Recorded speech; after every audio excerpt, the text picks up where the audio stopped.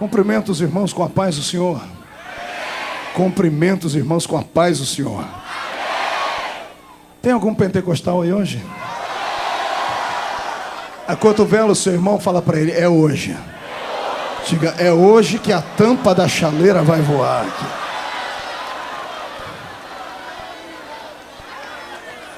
Os que trouxeram a Bíblia, sem perca de tempo, abram-na comigo no livro de Ruth. É hoje. Livro de Ruth.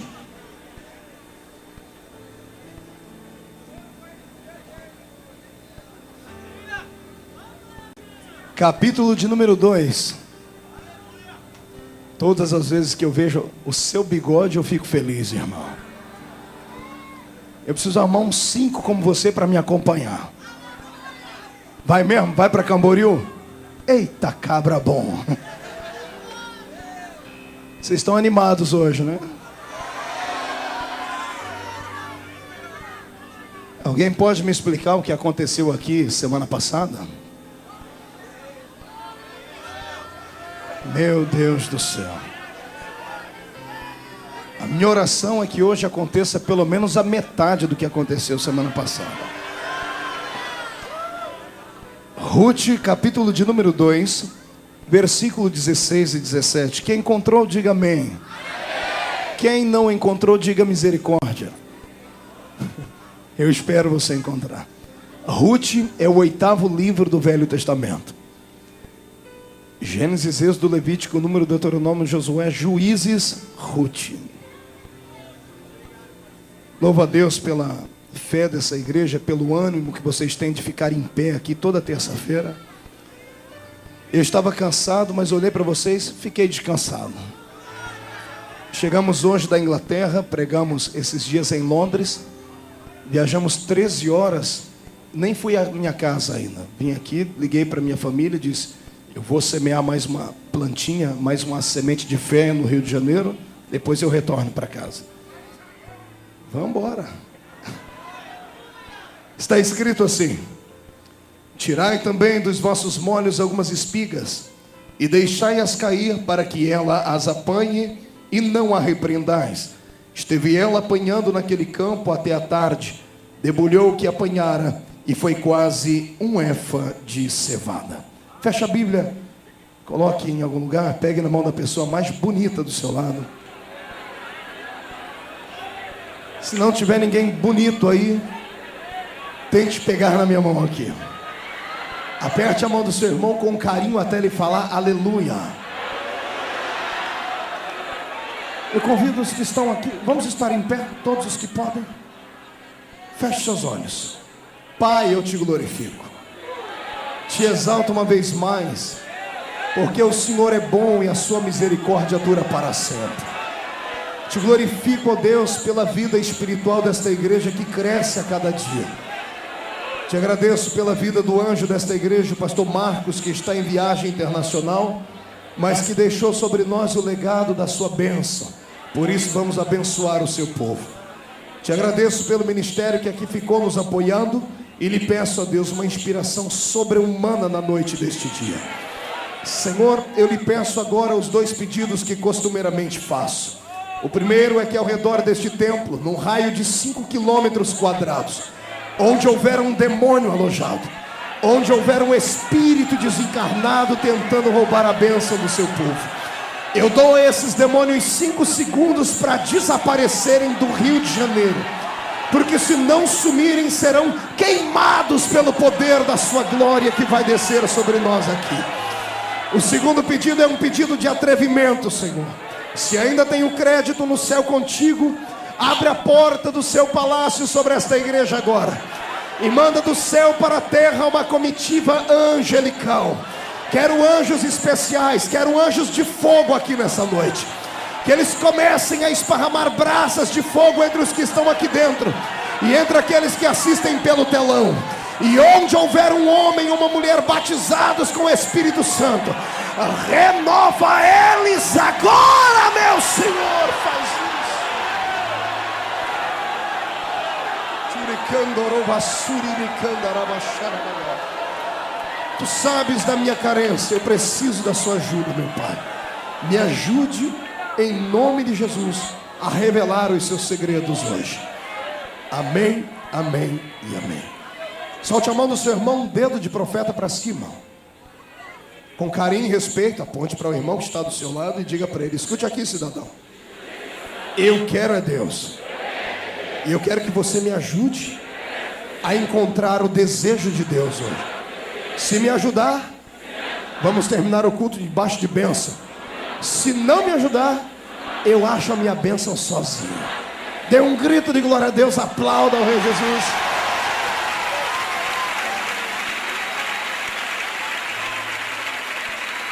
Os que podem, tomem o seu assento. Os que não podem, permaneçam de pé comigo aqui.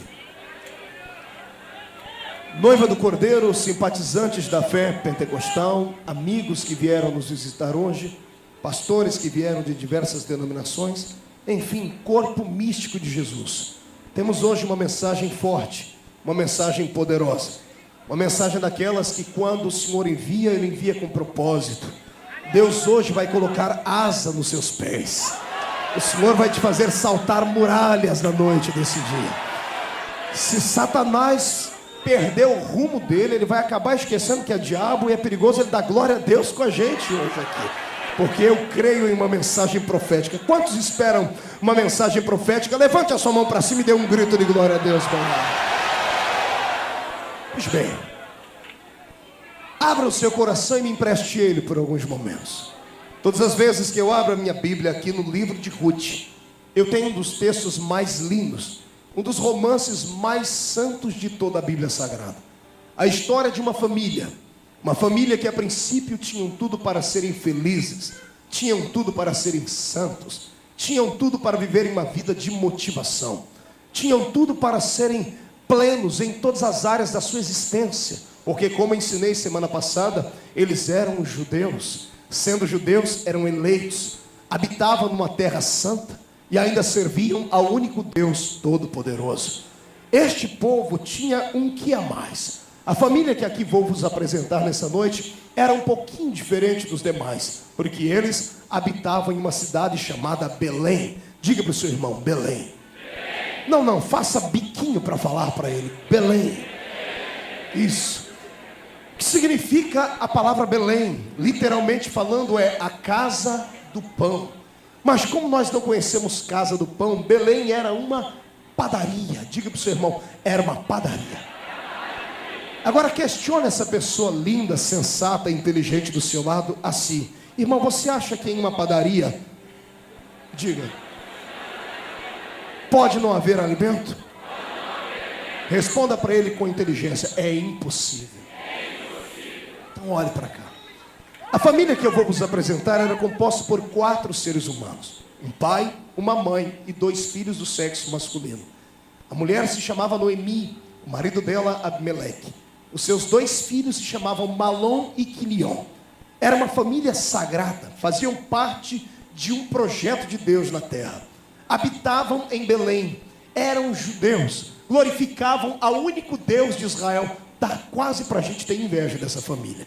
Não bastasse isso, naquela época do mundo antigo, numa época tão materialista quanto machista, esta família tinha uma bênção dupla. O desejo de todo pai judeu era ter um filho homem. Eles tinham 2 filhos homens. O pai podia andar na terra, bater no peito e dizer assim: Deus me abençoou duplamente. A mãe poderia olhar para o marido e todos os dias fazer uma comida sagrada, santa, sorrir e dizer assim: eu enchi a vida do meu marido de alegria e dei plenitude a ele, porque ele vai ter 2 varões que vão continuar a descendência dele na terra.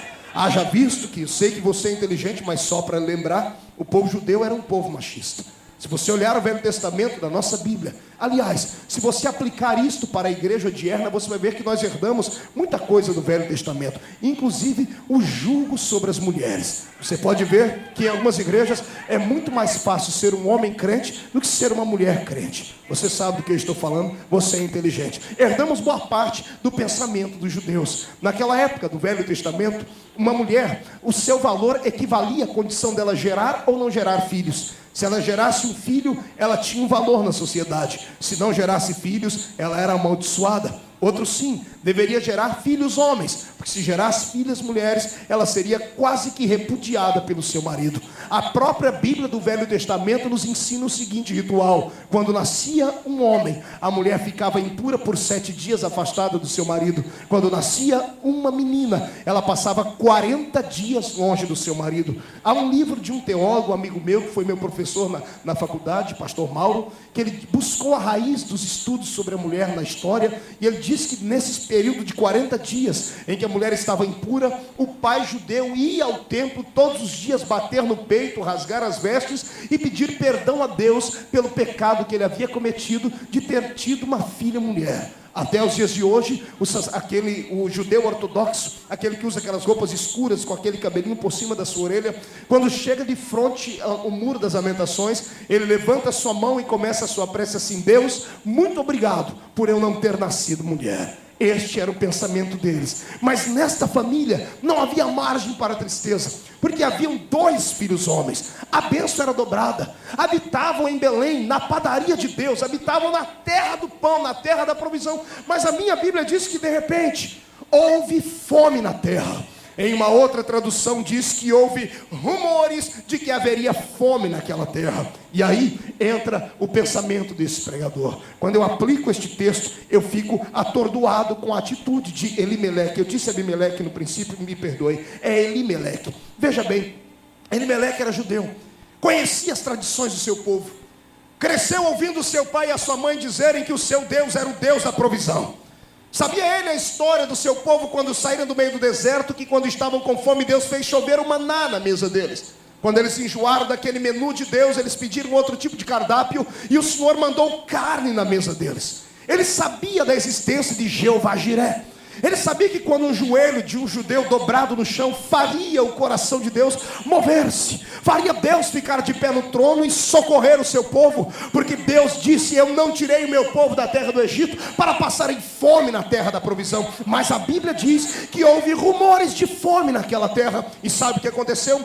A atitude deste homem foi imprópria. Elimeleque, como servo de Deus, como judeu gabaritado, que havia nascido em uma terra santa e conhecia os primórdios da sua fé, ele deveria ter ido ao altar de Deus, deveria ter sacrificado ao seu Deus, deveria ter buscado uma palavra profética, deveria ter falado com o sacerdote, deveria ter tido paciência para ver Deus operar. Mas não foi isso que ele fez. A minha Bíblia diz que este homem, sem questionar a ânsia do coração da sua mulher e dos seus filhos, simplesmente se mudou daquela terra, abandonou aquela cidade de Belém e desceu para as cercanias de Moabe. Diga comigo, Moabe.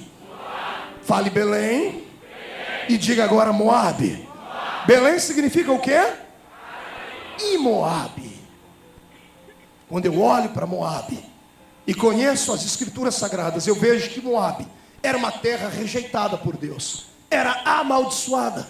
Os filhos de Moabe eram filhos de um incesto entre Ló e uma de suas 2 filhas, quando saíram da terra destruída de Sodoma e Gomorra. Lembra? Quando a mulher de Ló vira uma estátua de sal, ele deita-se e dorme, e suas filhas o embebedam, e elas, com medo de não terem mais filhos, com medo do mundo ter acabado e só restado elas, dormem com seu pai, provocando um incesto e um pecado que aborreceu Deus, um pecado por demais imoral. A minha Bíblia diz que Deus lançou uma maldição sobre Moabe e também sobre Amon, e deles vieram essas terras. E para onde é que o crente Elimeleque, o homem que pertencia à igreja do Velho Testamento, o homem que habitava na terra da provisão, o homem que tinha as promessas do Deus de Abraão sobre ele, resolve descer? Ele sai da terra da bênção e vai em busca de aventuras para a terra da maldição.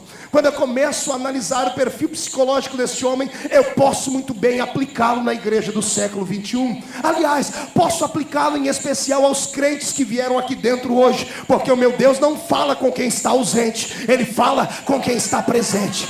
Eu vou pregar nessa noite para uma geração de homens e mulheres que têm o mesmo espírito de Elimeleque, que não podem ouvir que há rumores de fome, de guerra, de luta, de seca, que querem abandonar o barco, que querem sair da terra da bênção e embrenham-se pela terra da maldição. Amados, essa noite eu lhe convido a ter fé, lhe convido a se colocar de pé na presença do seu Deus e a olhar para todas as circunstâncias e gritar contra elas dizendo: o nosso Deus é maior do que qualquer adversidade, o nosso Deus é maior do que qualquer intempérie. Deus essa noite fará uma seleção entre nós, como fez uma seleção na família de Elimeleque. O Senhor procurou saber onde estavam os corajosos e os covardes. Os covardes dessa noite não sentirão o toque de Deus, voltarão para casa secos, com seus olhos secos, parecendo olho de sapo que morre no dia de enchente.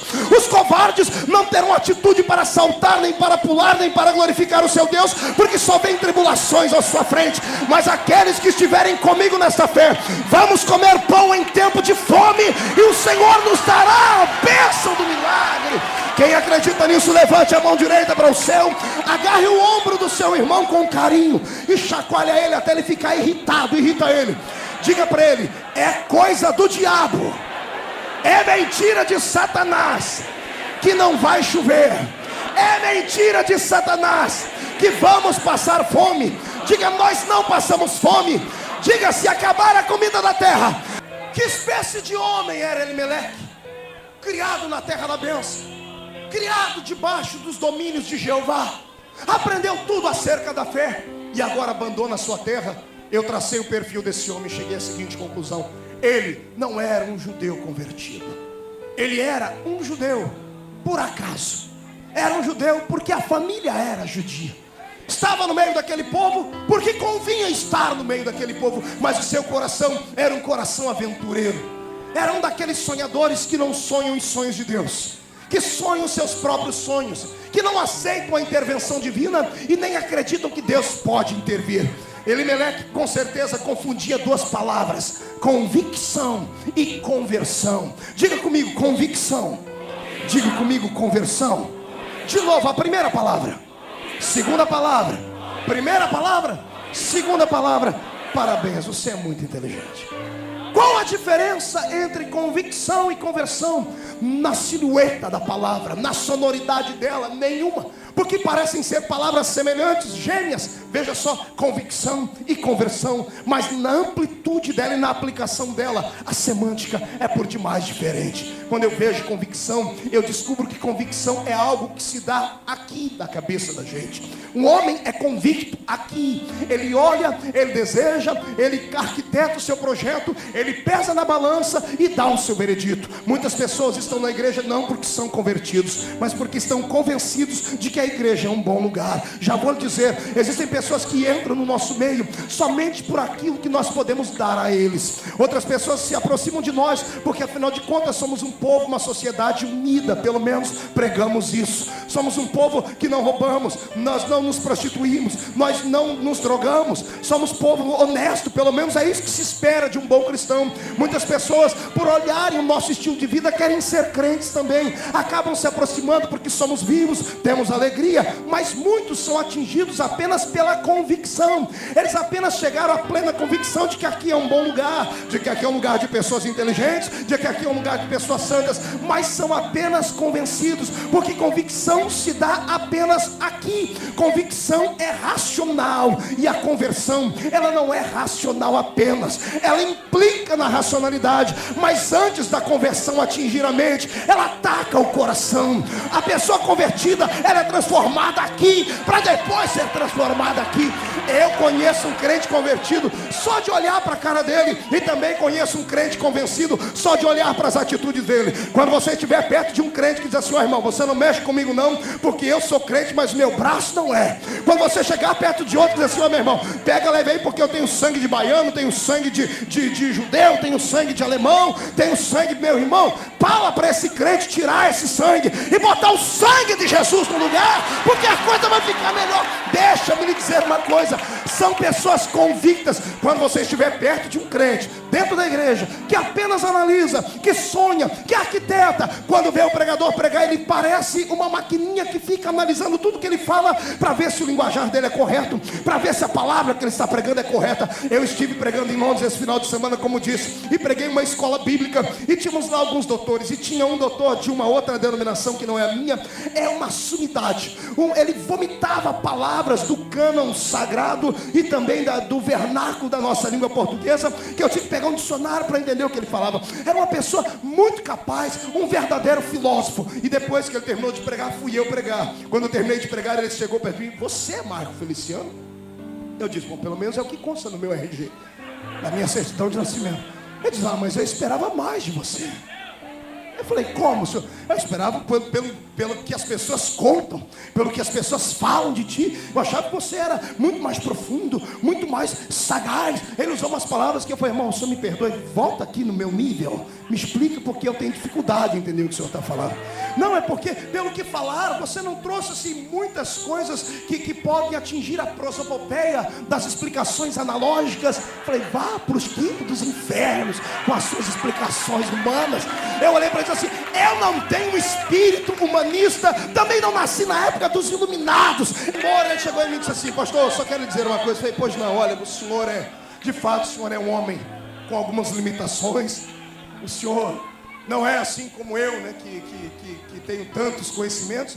Ele falou: mas o senhor pode me explicar por que quando o senhor fala, o povo grita, pula, o povo cai pro chão, pessoas vomitam, enfermeiras? Me explica isso. Amigo, isso é coisa que a gente não aprende na teologia. Isso é coisa que a gente aprende de joelho dobrado no pé do monte, falando com Deus. Isso é coisa de quem é convertido. Eu quero que nessa noite você dê uma olhadinha de canto de olho pro irmão da esquerda, dê uma olhadinha de canto de olho pro irmão da direita e diga para mim: ele é convencido ou é convertido, irmão? E para enfrentar o outono, você tem que ter plantado alguma coisa na primavera, guardado alguma coisa. E depois do outono, a situação é piorar, vem o inverno. Mas depois que o gelo começa a desaparecer da terra, o sol brilha de novo. Entenda, não sejam daqueles crentes que só ficam no campo de batalha quando a batalha está a seu favor, quando o seu time está fazendo gol. Não seja hipócrita, não seja covarde. Está entendendo isso? Entra no campo junto com o seu irmão, para de murmurar, faz alguma coisa diferente. Este inverno vai passar, e quando ele passar, você estiver longe, você vai perder o brilho dos raios do sol da justiça, que vão acalorar a nossa pele e trarão vida para a igreja. Aventureiro. Ei, Elimeleque, todo homem aventureiro não mede as consequências dos seus atos. Ele saiu da terra e desceu para onde? Para onde? Terra da... Detalhe, agora isso aqui é uma palavra para aqueles crentes que acham que Deus vai punir a pessoa. Escute isso. Quando chegaram na terra de Moab, sabe o que aconteceu? Bênção. O cidadão virou fazendeiro, conseguiu uma grande área de terra, virou latifundiário, virou um grande agricultor, plantou e colheu. A situação foi tão boa que seus 2 filhos acharam-se em idade de se casar e vieram morar com os pais. Um se casou com Ruth e outro se casou com Orfa. Ruth é a protagonista da nossa história daqui a pouco. A família agora estava crescente. Eu quero que você imagine os compadres e as comadres que de vez em quando saíam de Belém e desciam aquela terra. Quando chegavam em Moab e falavam para ele: irmão Elimeleque, não vai voltar para a tua terra? Ele diz: não, Deus me abençoou aqui, estou rico aqui. Não, irmão Elimeleque, mas aqui é a terra da maldição. Isso é conversa fiada. Isso aí é pregação de pastor que quer assustar a gente. Essa história de que não pode pecar, que não pode fazer isso, que não pode transigir, que não pode ter o seu pecadinho de estimação, é mentira. Deus não é tão malvado assim não. Pintaram um Deus para nós muito mal. Pintaram um Deus que numa mão tinha um chicote e na outra um cajado querendo espancar a gente. Olha para mim, eu estou aqui nessa terra, dizem que era da maldição, e eu estou rico, estou milionário. Imagino quantas pessoas Elimeleque desvirtuou. Porque quantas pessoas ficaram em Belém e sofreram com a crise da fome. E quando as pessoas olham para aqueles que estão lá na terra de Moabe, os de Moabe estão ricos. Elimeleque não tinha motivo nenhum para voltar para trás, a não ser que ele tivesse um caráter corrigido por Deus. Porque se for para ser um homem abençoado, entre aspas, burlando as leis de Deus, eu não quero. Ah, pastor, mas Jacó roubou a bênção de Esaú, roubou. Quer pagar o preço que ele pagou? Quer ficar aleijado, com a perna aleijada, passar o resto da vida com crises existenciais, tendo que no fim da vida ir procurar o irmão para pedir perdão, porque senão não conseguia nem descer a rampa fria? Existem dois caminhos para você alcançar os sonhos de Deus. Escolha o melhor. Fique na posição. Espere o tempo de Deus. O relógio de Deus é diferente do seu, é diferente do meu. A agenda dele é diferente da minha, é diferente da sua. Mas com certeza ele escreveu alguma coisa para você. Espere o seu tempo. Não tenha inveja de ninguém. Não atropele ninguém. O que é seu é seu.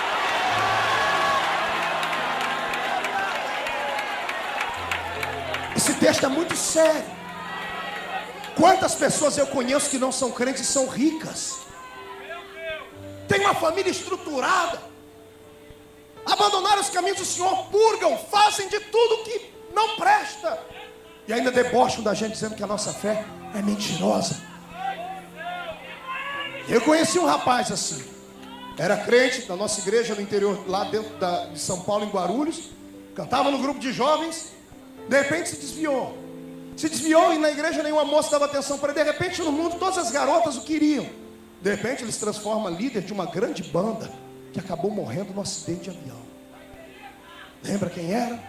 Eu não posso citar o nome porque dá processo. Quando estavam no apogeu da vida, 1,5 milhão de cópias de um CD, cometeram o pior pecado que alguém poderia cometer. Colocaram palavrões na boca das crianças. E o meu Jesus disse: não toque nas crianças, porque da boca delas sai o perfeito louvor. Não toque nelas. E aí, o piloto do avião deles era meu amigo de infância, morava pertinho da minha casa, Jorge Luiz, abalizado, um piloto de primeira classe. De repente, no trajeto que não dá para se explicar, era só virar à esquerda da Serra da Cantareira, ele vira à direita. Ele fazia aquilo 5 vezes por semana. E o avião se espatifa em uma montanha. O Brasil inteiro chora. A mãe chora até hoje. E eu imagino como Deus chora. Eu imagino quantas pessoas da igreja saíram da igreja porque seguiram o caminho a ele. Eu que estou na igreja, sofro uma desgraça. Ele saiu da igreja, está bem. Escute, se o diabo coloca ao redor do homem um laço do passarinheiro, meu Jesus, coloca o laço da misericórdia. Ele coloca o laço e dá corda. E deixa o cidadão ir. Deus não vai burlar a lei que ele implantou sobre o livre-arbítrio, está entendendo? Ele vai esperar que a pessoa... Eu penso que todos os dias de manhãzinha Deus abria a janela do céu, estendia o ouvido para a casa de Elimeleque, para ouvir Elimeleque e falar: Senhor, me perdoa. Eu não devo estar aqui, essa terra é terra maldita, eu tenho que voltar para outro lugar.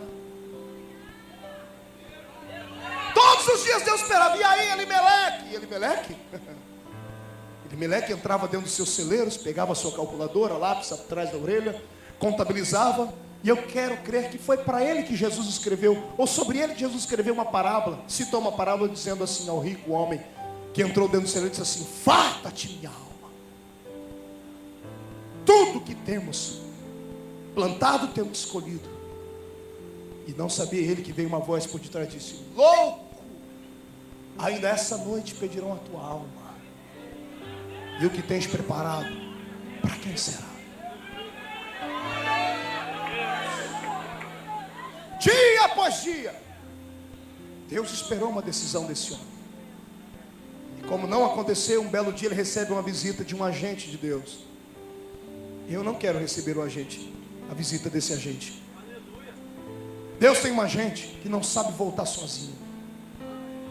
Não manda telegrama, não avisa através de e-mail, não manda um telefonema. Deus tem uma gente que só sabe executar a palavra dele. Bate na porta do celeiro.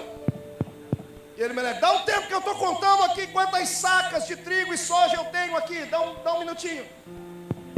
Só um minutinho, eu estou contabilizando. Elimeleque abre a porta, lá está o agente de Deus. Uma foice gigantesca. Olhando para ele, diz assim: tarde demais. Imagina Elimeleque tentando sair. Deixa eu correr para Belém. Não dá mais tempo. Deixa eu acender o altar do Senhor. Não dá mais tempo. Vamos embora. Estamos atrasados. E Elimeleque morre. A morte o leva. A maldição é tão terrível que recai sobre os seus filhos. O sonho dele, o orgulho dele. Os dois meninos morrem também. Morrem Malom e Quilion. Quando um pai envereda por um caminho sem volta, ele acaba colocando a vida da sua família inteira em risco. Uma vez que você tem família, você não é mais sozinho. A responsabilidade dos seus filhos pesa sobre os seus ombros. Deus visita o pecado dos pais nos filhos até a terceira e quarta geração. A morte ciranda na família. Saíram de Belém, ficaram ricos em Moabe. Do que adianta? Porque essa riqueza atraça como? Essa riqueza dá status diante do homem. Mas o que é que o homem pode fazer com você depois que você morre? Te levar até o cemitério. Lembro-me de um poema que eu via quando era criança na igreja. Com um lá menor muito baixo. Eu ouvi um ancião da nossa igreja cantar assim: o homem pode ser famoso no mundo inteiro, ter muitos amigos e muito dinheiro, mas no fim da vida nada pode levar.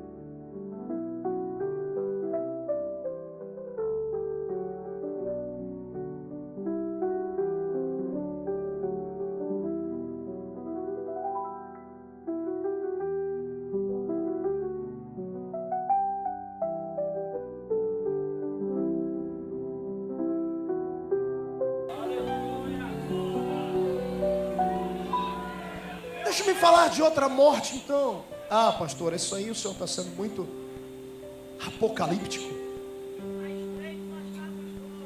Tá mesmo. Escute. E aqueles que já morreram e nem sabem que estão mortos? Quantas igrejas você já entrou que são catedrais, lindas, gigantescas, homens belos, fortes, vigorosos, importantes, respeitados pelo governo, pelas autoridades, anéis de formatura no seu dedo e tantas outras coisas mais, mas você participa do culto, parece que você está num velório. Não há vida, não há unção de Deus. O ser humano não está preparado para ter o seu intelecto aguçado e partilhar uma vida espiritual com Deus no mesmo nível. É muito difícil. É difícil. É difícil uma pessoa ser abalizada pelas ciências e dar razão e motivação ao seu espírito para ser carismático. Eu tenho muita dificuldade em pregar em alguns lugares e estar ao lado de algumas pessoas, exatamente porque acham que são maiores do que qualquer pessoa. Eu amo a teologia, mas tenho medo dela. Tenho medo dela. Tenho medo dela porque quem se aprofunda muito, sabe o que a pessoa faz? Ela acaba dizendo assim, olha, a Bíblia disse uma coisa que ela não queria dizer. Ela queria dizer, acaba arrumando uma outra doutrina, o achismo. Eu acho que, eu penso que. Hoje, eu abri o jornal da Folha de São Paulo e tinha lá um arcebispo romano, dirigente de uma grande paróquia, questionando a criação. Ah, se o Papa ler aquilo, vai dar um puxão de orelha nele. Questionando, ele disse, por que não a evolução? Por que não traçarmos um paralelo entre Marx e entre o Éden e entre o Gênesis? Eu falei, meu Deus, os homens estão loucos. Os homens estão podres. Os homens, só porque tem um pouquinho de conhecimento, um pouquinho de dinheiro, sentam em uma academia, recebem um troféu, recebem uma nomenclatura, fazem parte de algum tipo de academia, acham que podem ser mais intelectuais do que o Senhor dos Exércitos.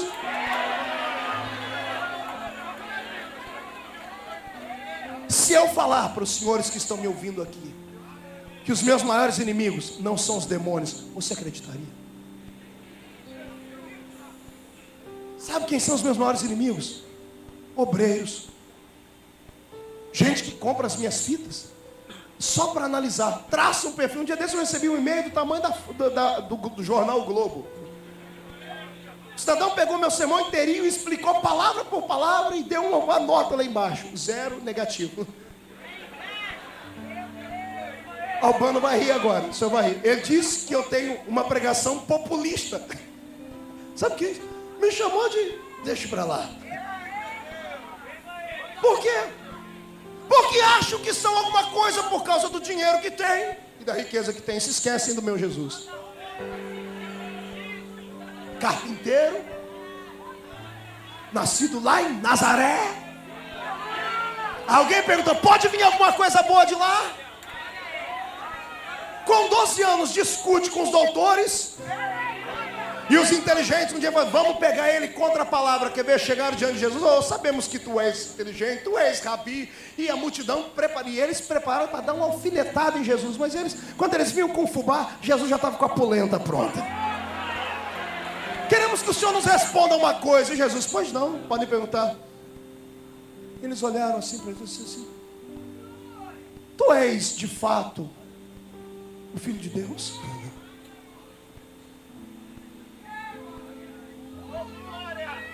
Eles sabiam que se Jesus respondesse aqui, Jesus estava perdido. Se ele falasse que era de fato Filho de Deus, eles iam chamar ele de anátema, de amaldiçoado. Se ele negasse, eles iam falar, então por que como homem você quer nos ensinar? Aí Jesus olhou para eles assim, eu respondo para vocês, desde que vocês me respondam uma outra pergunta. Aí eles podem falar, os otários pensavam que Jesus ia perguntar datas de teologia. Em que ano Isaías foi cerrado no meio? Qual a madeira que Moisés usou para adoçar a água do mar? Como foi que Moisés transformou ouro em pó quando desceu do mar? Achavam que Jesus ia perguntar uma coisa de teologia. E Jesus olhou para ele e falou assim, o batismo de João é de Deus ou é dos homens? Quando Quando um dos bestas foram abrir a boca, os outros dois taparam a boca. Calma, infeliz. Foram para um cantinho, os três. 3 doutorados. 3 doutores em divindades. E aí? Se a gente falar que o batismo é dos homens, esse povo vai querer matar a gente porque eles têm João como profeta. Se a gente falar que o batismo é de Deus, eles vão falar, ele vai falar, por que vocês não acreditam em João então? Um olhou e falou, então nós estamos fritos. Voltaram diante de Jesus e disseram, Jesus, pois não, nós não podemos te responder isso. Jesus estufou o peito e disse assim, eu também não posso dizer para vocês com que autoridade eu faço esses milagres.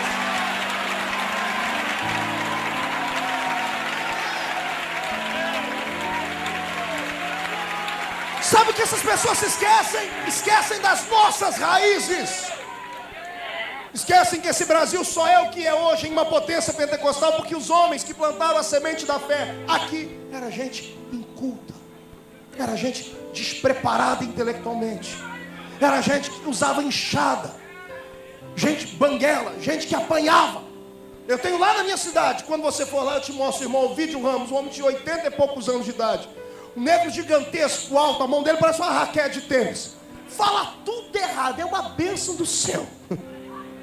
E quando ele quer pregar, ele fala assim, olha, só dá uma olhadinha aqui nas minhas costas. E ele tira a camisa dele, tem um sinal de um chicote que bateram nele quando ele se converteu a Cristo. O vigário da cidade. E esse homem que não sabe falar direito, plantou uma igreja que hoje tem quase 700, 800 pessoas. Aí detalhe, esse homem que plantou a igreja, ninguém gosta de ouvi-lo mais. Porque a nova geração é muito intelectual. A geração agora quer que nós tenhamos alguma coisa para dizer.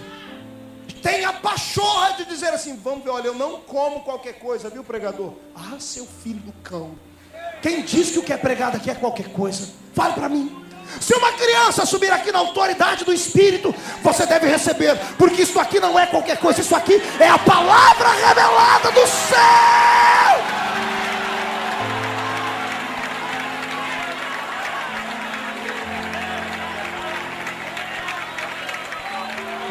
Estão mortos e ficam irados quando veio um vivo falar. Ficam irados quando vê Jesus levantar outra pessoa que não são eles. E eles vão ter que morder a testa deles, porque Jesus vai levantar mais. O Senhor não precisa de engravatadinhos para usar. O Senhor precisa de homens e mulheres cheios da sua graça, da sua glória, vivos no Senhor.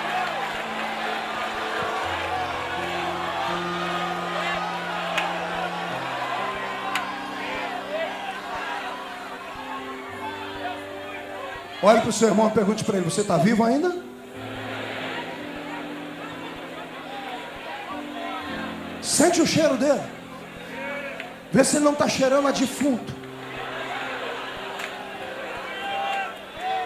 Pastor, eu já morri, e daí? E daí que eu tenho fé? Meu Jesus disse que quem crê nele, ainda que esteja morto há 4 dias, viverá.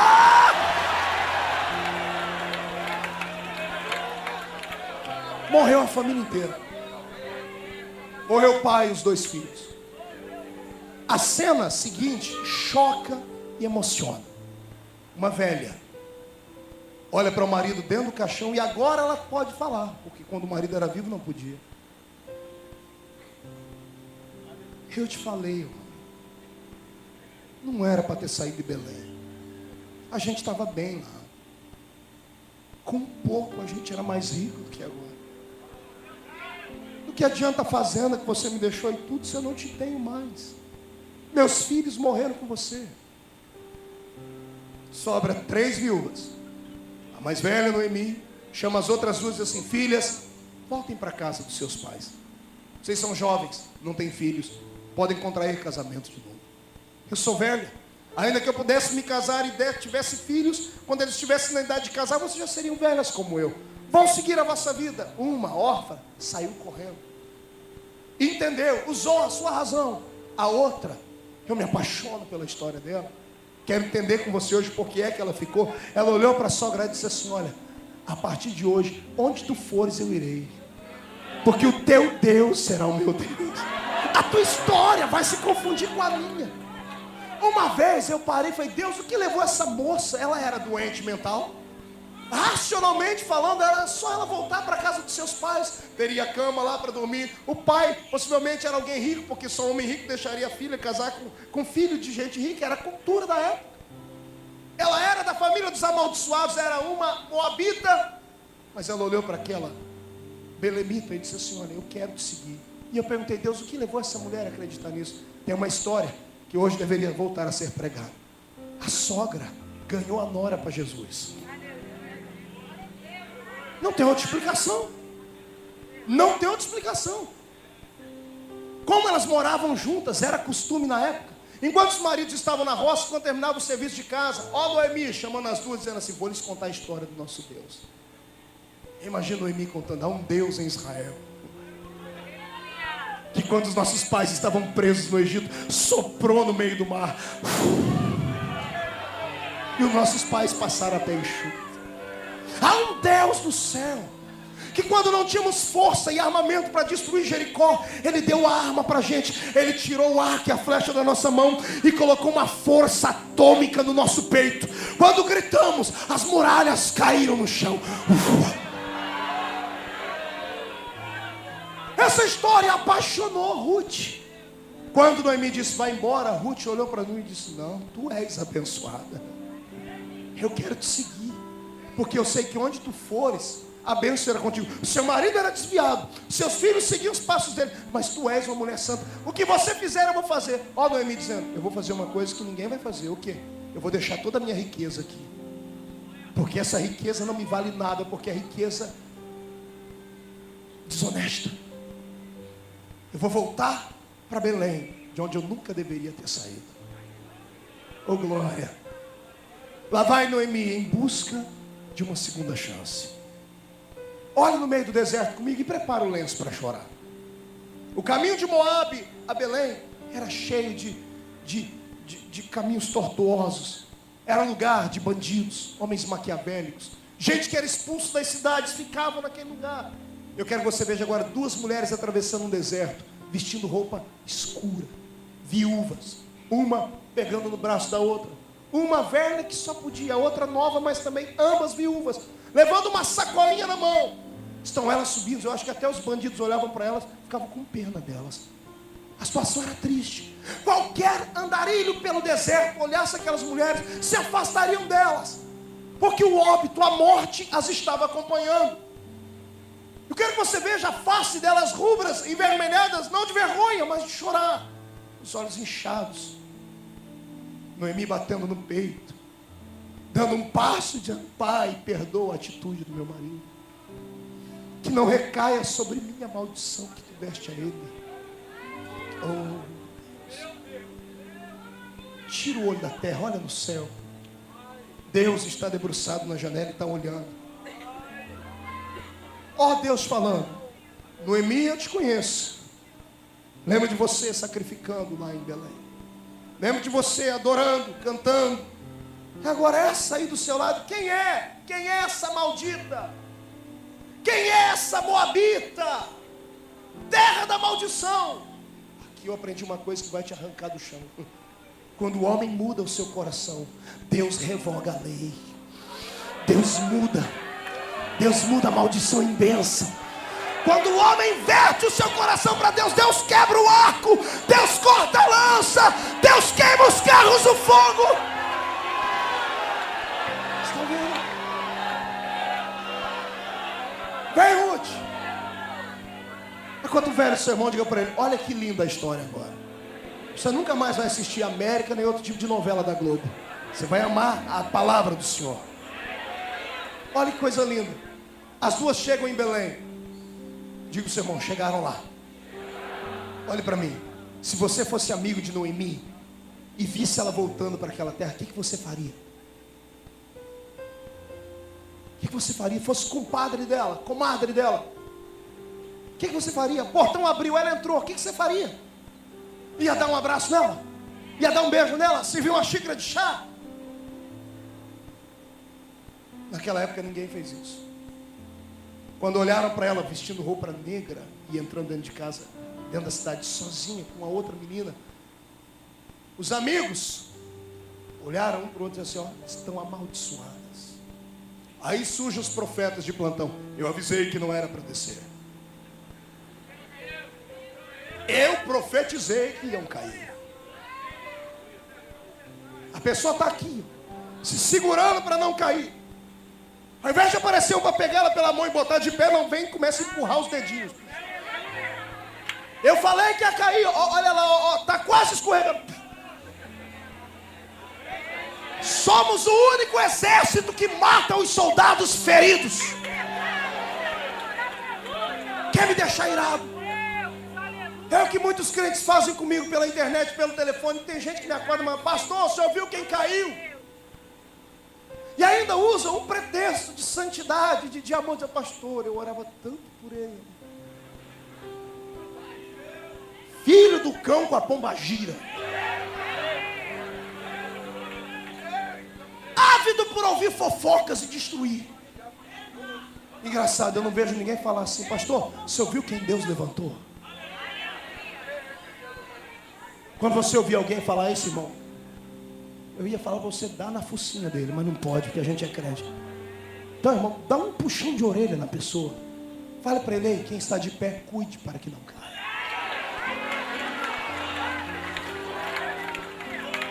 E lembre ele que a maioria dos nossos soldados só cai porque falta o nosso apoio. Existem dois tipos de soldados em uma guerra de fronte que são importantes: o artilheiro e o fuzileiro. O fuzileiro é o soldado que vai na frente com a sua arma em punho. O artilheiro arruma lugares altos e fica à espreita, guardando o soldado que está indo. Cabe ao artilheiro dar cobertura a ele. Cabe ao artilheiro ter uma boa pontaria, atingir o inimigo, porque ele está numa posição privilegiada e tem condições de salvar o seu amigo. Os artilheiros da igreja estão dormindo. Estão dormindo. Olham para um homem como eu pregando, acham que eu sou um super-homem. Acham que eu tenho uma coraça da justiça. Sabia que até o super-homem tem criptonita que pode destruir a vida dele? Cabe à igreja guardar os seus profetas em oração. Cabe a você me cobrir em oração, cobrir esse ministério em oração. Cabe a você orar pelos homens e mulheres e não exaltá-los a ponto de pensarem que são deuses. A minha geração, ao invés de amar os seus profetas, estão idolatrando eles. A minha geração está fabricando bezerros de ouro. E eu provo para você. Seu filho converteu, você foi lá e tirou da parede dele o cartaz do KLB. Tirou lá o cartaz da Shakira, Mariah. Arrancou todos os cartazes dos ídolos. Agora você entra no quadro do seu filho, está lá, foto da Cassiane.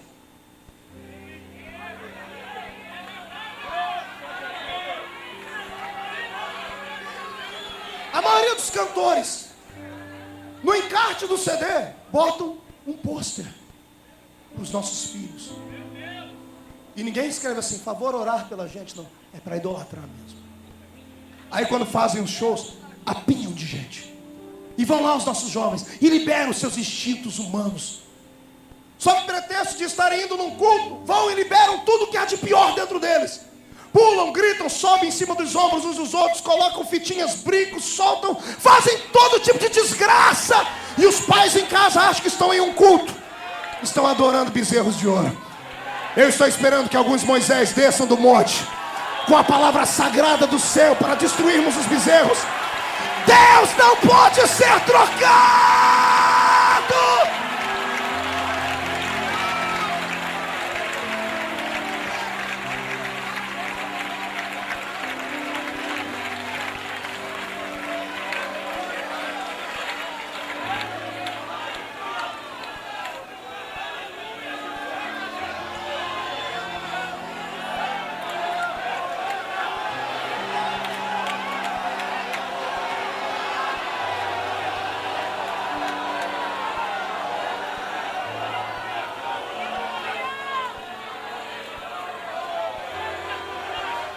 Os heróis do meu passado, quase nenhum está mais nativo. Alguns que começaram pregando comigo, o diabo apagou deles o brilho. Somos poucos. Já falei isso aqui e falo hoje sem orgulho. Nós recebemos no nosso escritório 200 ligações de convites por dia. Multiplique isso por 30. 6.000 convites por mês. Só a Assembleia de Deus tem 160.000 templos no Brasil. E pergunte se eu tenho orgulho disso. Eu choro. Porque eu, como homem, não tenho como atender 250, 280 convites por ano. O que eu recebo por dia encheria uma agenda de um ano. E por que o povo liga? Porque eu sou bonitinho, sou melhor que os outros? Não. Porque não tem profetas.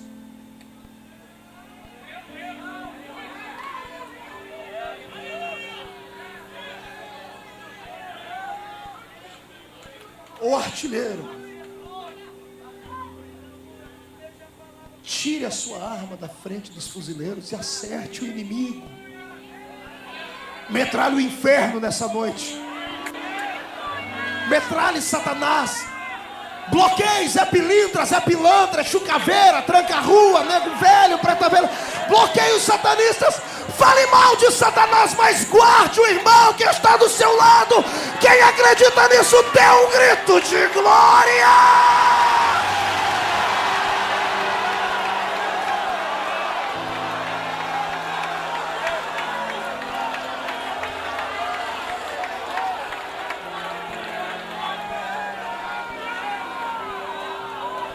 Quem foi que disse que numa noite como essa não existem algumas Noemis por aí?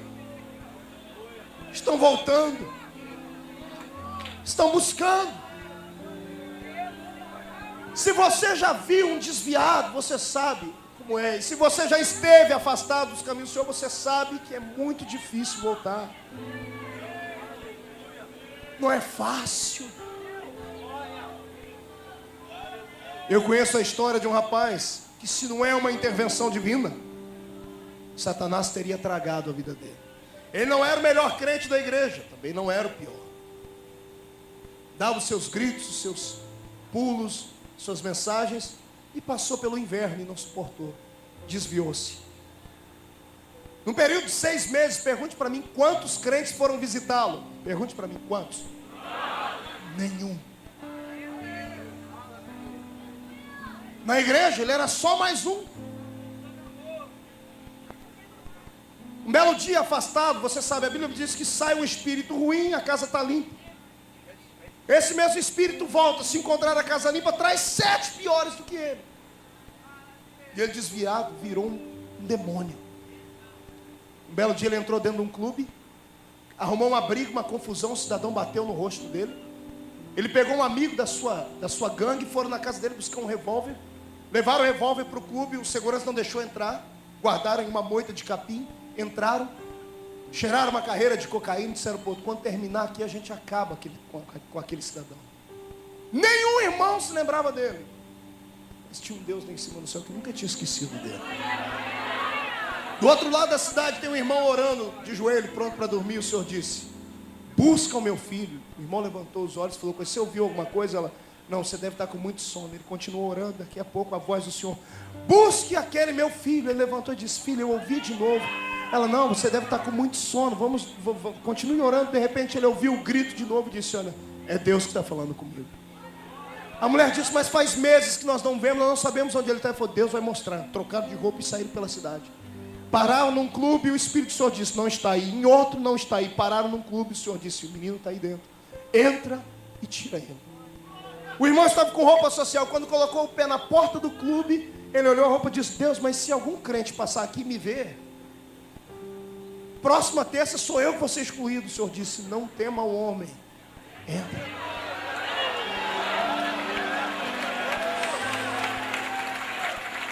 No meio das luzes ele encontrou o rapaz. No meio do cheiro do cigarro, da maconha, ele arrancou o rapaz para fora, deu um tapa no rosto dele porque ele estava grogue, e disse assim: Deus me mandou te tirar daqui, porque Ele não garante a sua vida até o fim dessa noite. Ninguém sabia da arma, só Deus.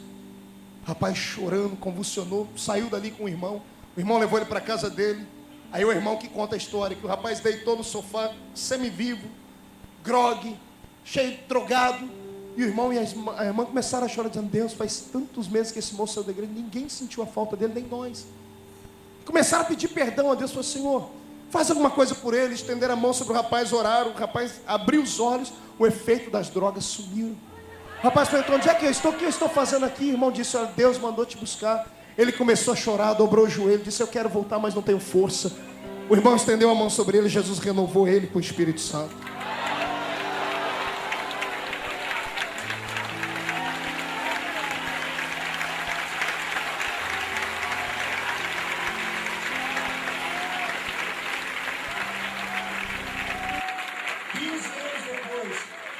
Esse rapaz vem pregar aqui nessa igreja. Eu não sei o que os homens falam acerca do seu filho, do seu marido, da sua filha, da sua esposa. Eu não sei, mas eu sei que lá no céu, onde está anotado o nome deles, que por enquanto está apagado, tem um asterisco, um apontamento de Deus dizendo assim: daqui a pouco ele vai voltar. E a glória do segundo templo será maior do que a glória do primeiro. Igreja, ame, sinta falta, interceda. Eu seria um hipócrita se só pregasse. Abra a mão esquerda. Abra a sua mão esquerda. Coloque o nome de alguém que está afastado aí. Alguém que você quer que volte. Fecha a mão esquerda. Abra a direita. Deve ter mais alguém que você conhece. Põe o nome dele também. Fecha a mão direita. Traz no peito, abraça. E fala com Deus, dá uma segunda chance. Vai, artilheiro, cobre. Noemi está voltando. Está voltando ferida, está voltando machucada. Sai correndo para abraçá-la.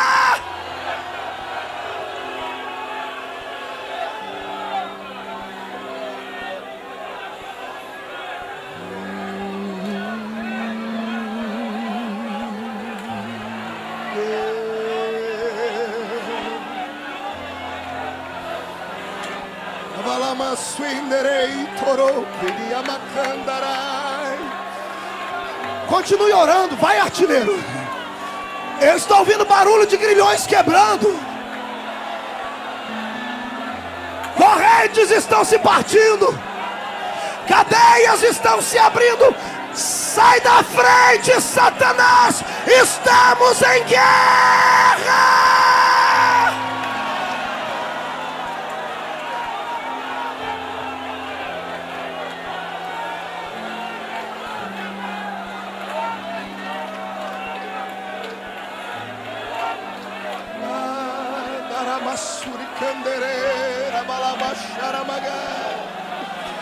Vai, artilheiro. Estou ouvindo gemidos de demônios. Está funcionando. Está funcionando, mãe. Eu profetizo que antes da noite terminar, sua filha vai te pedir perdão, vai querer voltar a ser crente.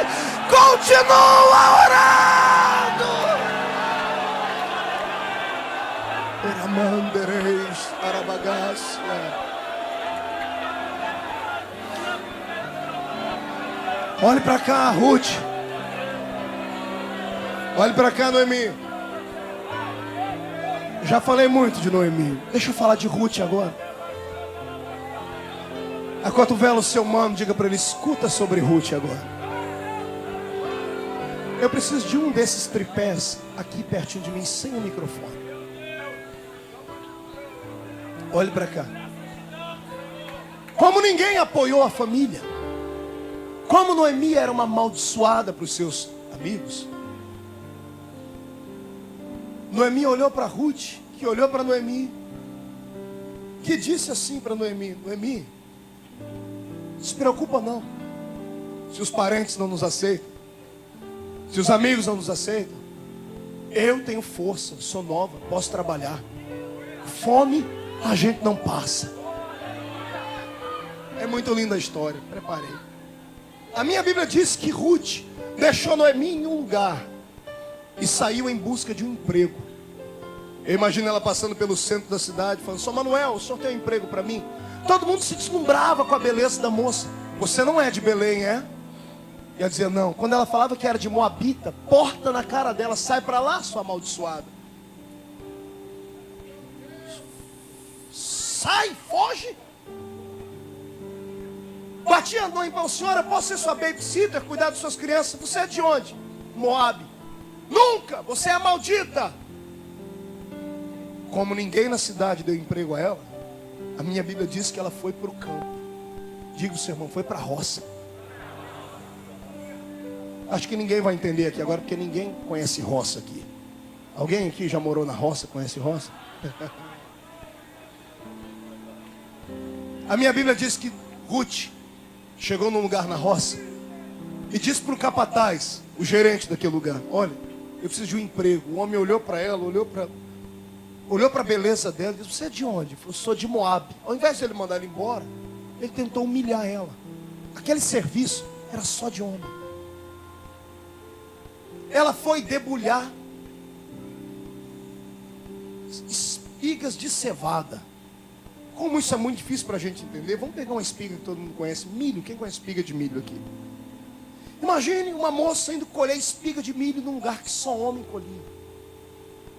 Os homens já saíram junto com ela e estavam longe dentro das suas eiras, cada um colhendo as espigas, homens fortes, parrudos, criados naquele lugar.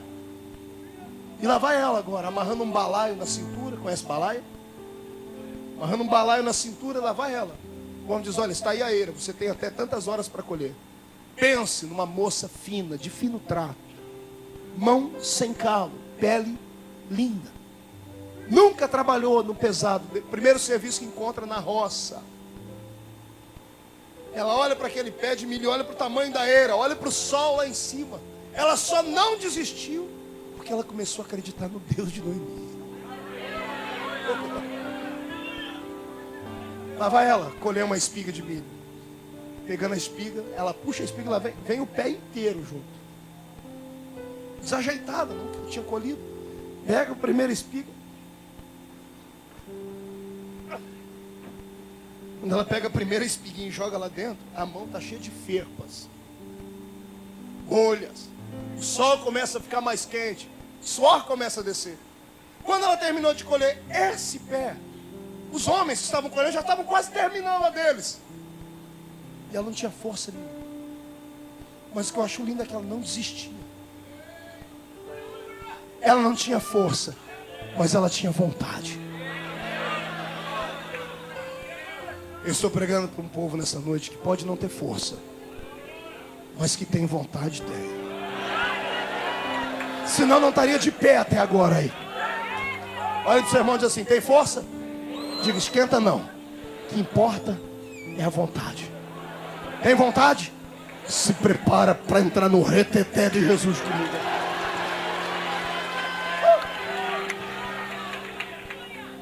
E lá está ela, colhendo, com dificuldade, enxugando suor. Daqui a pouco, quem é que resolve visitar a fazenda? Boaz. A palavra Boaz significa Senhor, dono de tudo. O dono da fazenda chega naquele lugar. Detalhe, antes do dono chegar, há uma janelinha aberta no céu. E quem é que está olhando para Ruth? Deus.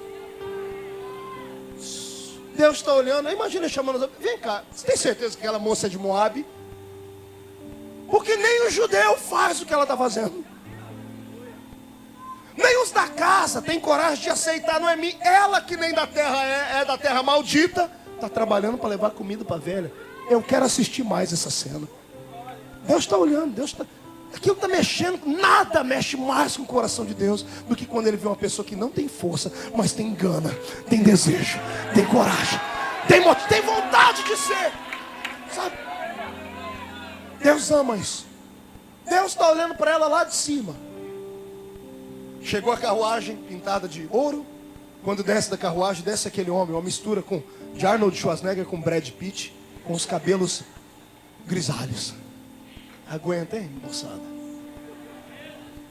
Desce aquele homem perfumado, belo, bem vestido, rico, riquíssimo. Chega, o capataz começa a gaguejar. Que o senhor veio fazer aqui? Eu vim sondar as minhas eiras. Eu imagino que o capataz falou: justo hoje que eu preguei uma peça aqui, justo hoje que eu botei uma mulher para a gente dar risada dela. Eu imagino, ele falou: não, o senhor pode olhar por ali. Não, eu quero olhar tudo. O capataz deve estar orando até agora. Lá passa o Boaz, ele olha na eira de cá. Olha, o Joaquim trabalha muito bem, né? Olha, colheu tudo aqui. O José também, olha que lindo aqui. Abimeleque também, olha, fez tudo certinho, né? Esses homens, eu consegui uma gana de profissionais bons. E o homem orando para o homem sair dali. Daqui a pouco o homem parte para a eira de Ruth. Quando ele olha, o queixo cai. O capataz já vem tentando explicar. Eu posso explicar. Cala a sua boca aí. Não, mas eu nunca vi nada tão bonito. Que moça linda. O dono da fazenda, quando olhou para a menina, o coração fez assim. Isso é melhor do que novela de Glória Pérez, não é? Ele olhou e o capataz, só quer que eu mando parar ela agora? Cala a boca, seu infeliz, deixa eu ver isso aqui. Vem cá, me dê aí a ficha dessa moça, quem é ela? É Ruth, lá de Moab. Que? Ruth de onde? Moab, terra maldita. Como é que uma terra maldita produz uma coisa tão bonita? Olha a posição que Deus coloca aquele que não tem força, mas tem coragem. No meio da roça, a mão machucada, suando, pele queimada, o dono da roça, apaixonado por ela, e o dono do mundo, apaixonado por ela.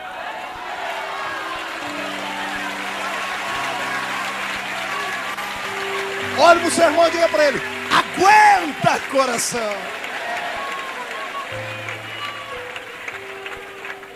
Deus está apaixonado por ela e o dono da fazenda também. Isso dá um enredo. Deus olha para aquele camarada. Deus não precisa de cupido. Ele é a encarnação do amor. Deus pega o dedinho dele e faz assim pro coração de Abimeleque, de Boaz, ó.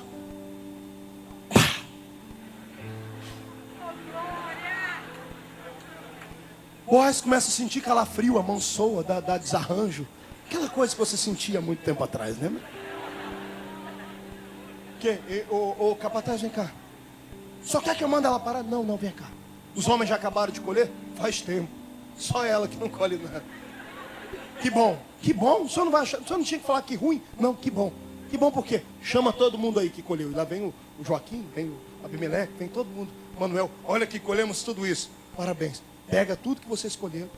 O versículo que nós lemos, 16, 17 do capítulo 2. Pega as espigas que vocês escolheram, vão na frente dela. Não deixa ela ver. E deixa cair as espigas no chão. Deixa as espigas, sem ela ver. A briga, não, mas fomos nós que colhemos. Mas somos nós, não interessa. Eu vou pagar para vocês, faz o que eu estou mandando. Quem manda aqui sou eu. A minha palavra, afinal, eu sou o dono da roça. Pronto. Os homens deixaram as espigas caindo. Aí lá está Ruth, brigando com uma espiga. Ela levanta o balaio e chacoalha, tem umas 5 espiguinhas. O sol já está indo, é hoje. Imagina como, bom, aqui já dá para levar para casa um quibe. Um pepino. Então, pelo menos de fome a gente não morre. Ela limpa os olhos quando ela olha para o chão. Ela limpa os olhos de novo, está tendo miragem. Ela olha, um monte de espiga caída no chão. Ela olha para a espiga, olha para o balaio vazio, olha para o lado, não tem ninguém. Olha para cima.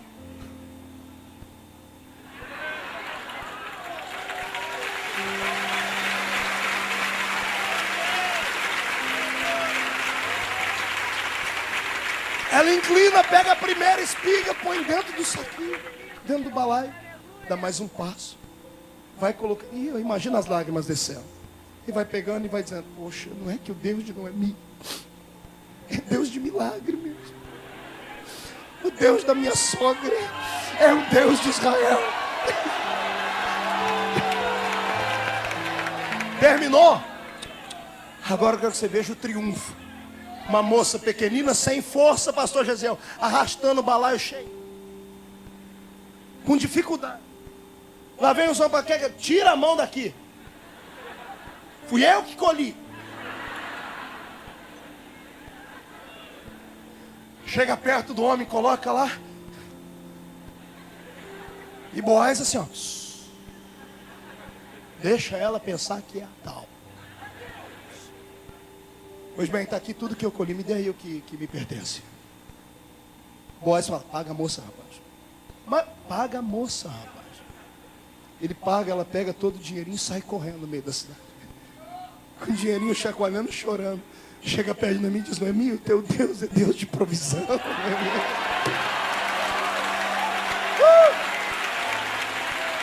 Pastor, essa história é linda, pastor, é linda. Vai ficar maravilhosa agora, quer ver? Pega na mão do seu irmão.